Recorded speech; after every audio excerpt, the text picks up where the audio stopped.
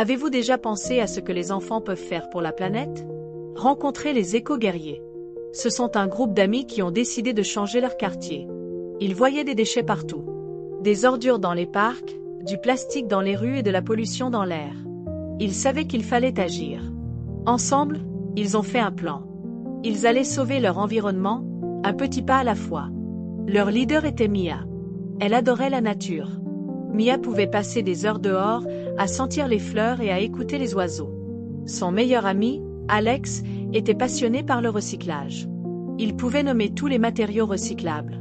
Ensuite, il y avait Sam, l'artiste. Il aimait créer de belles œuvres d'art à partir de déchets. Enfin, il y avait Lily, la petite scientifique. Elle adorait apprendre sur la Terre et ses créatures. Un samedi ensoleillé, les éco-guerriers se sont réunis chez Mia. Ils étaient excités de commencer leur projet. Nettoyons les parcs, a suggéré Mia. Tout le monde a été d'accord. Ils ont préparé des sacs poubelles, des gants et des bouteilles d'eau. Ils étaient prêts à y aller. Quand ils sont arrivés au parc, ils ont été choqués. Il y avait tant de déchets. Des bouteilles en plastique gisaient sur l'herbe. Des emballages alimentaires s'accrochaient aux buissons. C'était écrasant. Mais les éco-guerriers étaient déterminés. Ils se sont répartis pour couvrir plus de terrain. Mia et Alex s'attaquèrent à l'aire de jeu, tandis que Sam et Lily se concentraient sur la zone de pique-nique. Alors qu'ils nettoyaient, ils riaient et chantaient des chansons. Ils trouvaient des objets intéressants. Sam a découvert une vieille voiture jouet. « Regardez ce que j'ai trouvé !» Il s'exclama. Lily trouva une belle plume. « C'est si joli !» dit-elle. Ils remplissaient rapidement leur sac à ordures. Cela faisait du bien d'aider leur quartier. Après quelques heures, le parc avait changé d'apparence. L'herbe était de nouveau visible. Le terrain de jeu était propre et sûr pour les enfants. Ils prirent une pause et profitèrent de quelques collations. « Nous l'avons fait !» s'écria Mia. Tout le monde se sentait fier. Ils avaient beaucoup travaillé, et cela se voyait. Mais ils savaient que ce n'était que le début. Ils voulaient avoir un impact plus grand. « Enseignons aux autres comment recycler », suggéra Alex. « Et nous pouvons créer de l'art à partir de déchets », ajouta Sam avec enthousiasme. Ils brainstormèrent des idées et décidèrent d'organiser un événement.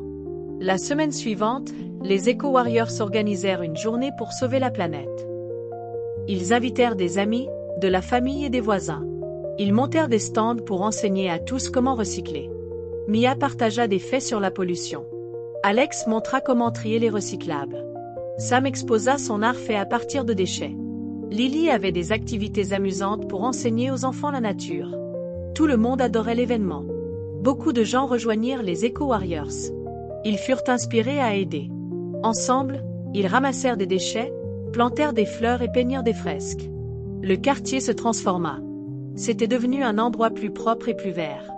Les Eco-Warriors apprirent quelque chose d'important.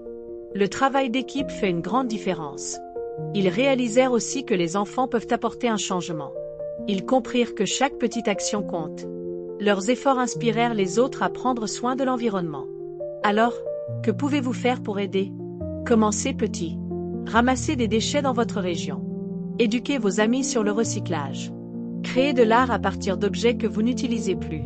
Vous pouvez aussi être un éco-guerrier. Ensemble, nous pouvons sauver notre planète. Rejoignez la lutte pour un monde plus propre. Faisons la différence, un pas à la fois.